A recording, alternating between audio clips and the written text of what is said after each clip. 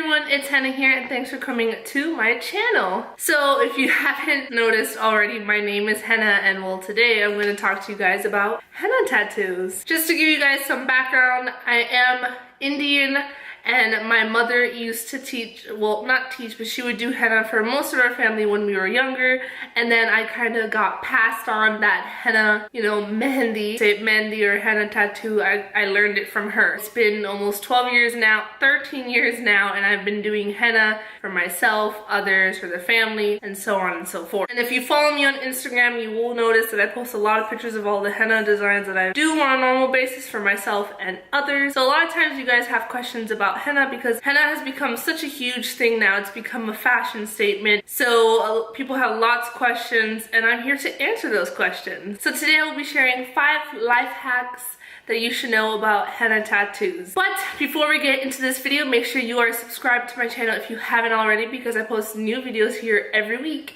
And make sure to click the notification bell button so you're notified on when I post those new videos. So let's just get straight into this.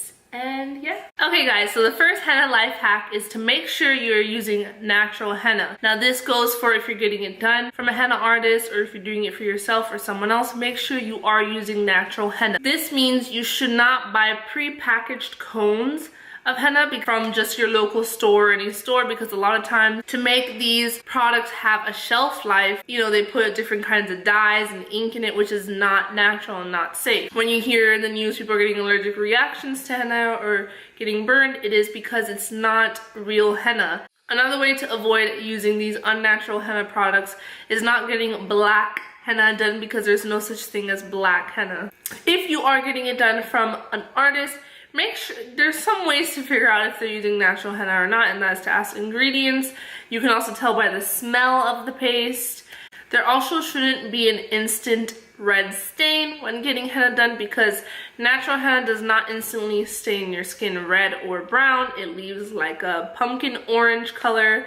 So just keep an eye on all of that and you should be fine. The second henna life hack is when you do apply your henna or get henna application done, make sure you leave the paste on for a minimum of 4 to 6 hours. This is because you want to make sure you get the most out of your henna as much as you can to hopefully get a great stain.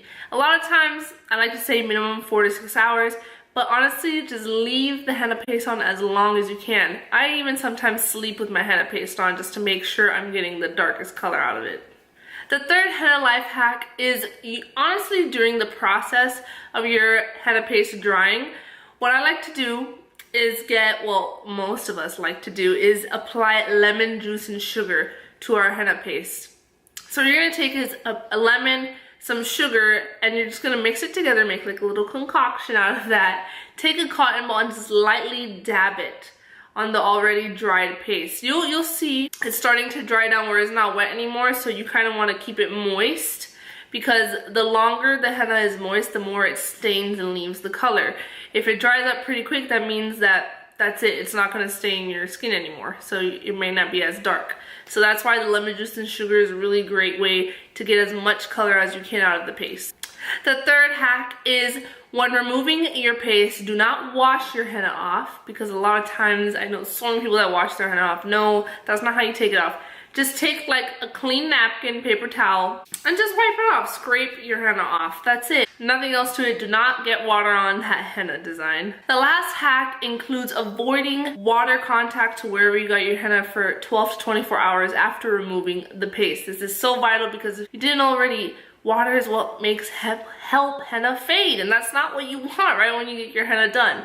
Also, before you are going to go in the shower, you know, the day after, what you can do is you can take coconut oil or any essential oil. I use lavender oil, or you can even take your lip balm and just apply it in the area where the henna is before you go in the shower or even the pool, the beach. And this kind of helps as a barrier from the water, so it prevents your henna stain from fading as quickly as it would if you didn't put anything on it. But alright guys, that is it for this video. I hope these 5 henna life hacks could help you. And if you have any more questions about henna and how to take care or how henna works, go ahead and comment that down below because I do respond to all my comments. But alright guys, before you go, make sure you subscribe to my channel if you haven't already because I post new videos here every week.